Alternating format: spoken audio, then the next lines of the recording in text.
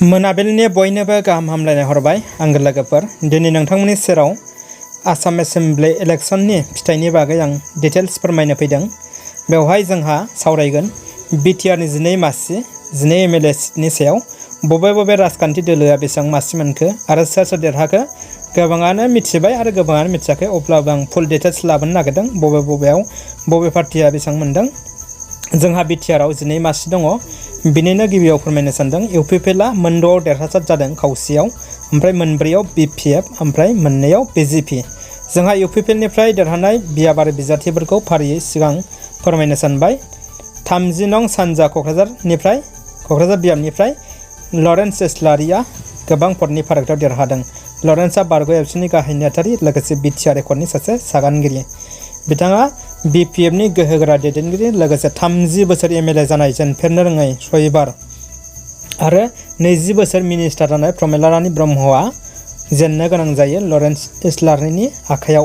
ओमफ्राय नैथियाव दङ 30 नं सिडली एसटि बियाबनिफ्राय जयन्त बसुमतारी। बेबो बारग' एबसुनि लेङाइ आफादगिरि लोगोसे बिटिआर कमिसननि सासे सोद्रोमा। बेबो बिपिएफनि गोहोगोरा दैदेनगिरि लोगोसे आसामनि मन्थ्रि चन्दन ब्रह्मखौ फेजेननानै देरहासार जायो। थामथियाव दङ बाक्सा जिल्लायाव 63 नं सापागुरि बियाबनिफ्राय इउपिपिएल दोलोनि गायसनगिरि उरखाव ब्रह्म। बिथाङा बिपिएफनि गोख्रों बिजाथि हितेश बसुमतारीखौ फेजेनना देरहासार जानो हायो।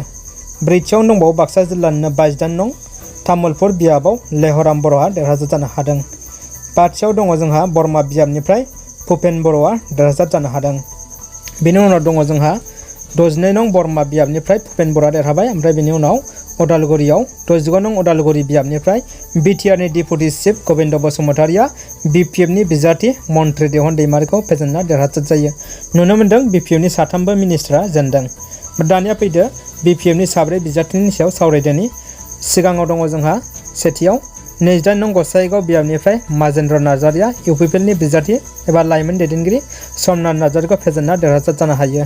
नैथियाव दङ 29 नं सोनाब क'क्राझारनिफ्राय बिपिएफनि बिजाथि रबिराम नार्जारिया इउपिपिएल दोलोनि बिजाथि लोगोसे मुंदांखा फालांगिरि मनरन्जन ब्रह्मखौ फेजेनना देरहासार जायो।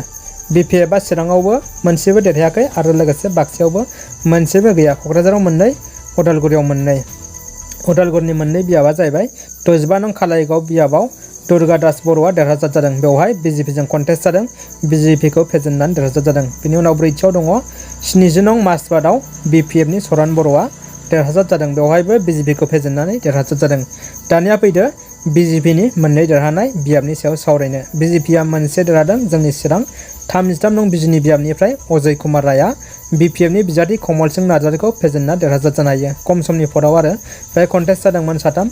बिपिएफनिफ्राय कमल सिंह, बिजेपिनिफ्राय अजय कुमार राय, ओमफ्राय इउपिपिएलनिफ्राय जोंहा फनिन बर'। ओमफ्राय नैथियाव दङ फानेरि बियाब। बे उदालगुरिनिफ्राय बिबान एंगारलांनाय बिजेपिआव जयेन जानाय बिस्वजित दैमारिया देरहासार जानो हादों। दा बिथांमोनानो बिटिआरनि 12 मासियाव देरहासार जानो हादों। दा आसामनिखौ बेवहाय सावरायनाय जाला लोगोफोर। आसामनिया दासिमबो कमप्लिट ओंखाराखै। 126 एमएलए सिटनि मादाव दा बे 12आ जाहैबाय बिटिआरनिल'। बेवहाय 6थियावथ' इउपिपिएल देरहाबाय, 4याव बिपिएफ, ओमफ्राय 2याव बिजेपि। दा नुनो मोन्दों आसामाव बिजेपिया बांसिन आवगायनानै दङ। बिजेपिया सरकार दानो हानायनि बांसिन चान्स दङ आरो जुदि बिजेपिया दायोबा इउपिपिएलआ बाहागो लाहैनो हागोन। कंग्रेसआ खोब खम देरहादों। दा बिथांमोननिसिम 12 जायफोर देरहादों बिथांमोननिसिम कंग्रेसुलेसन हरनाय जाबाय, गाहाम हामलायनाय हरनाय जाबाय।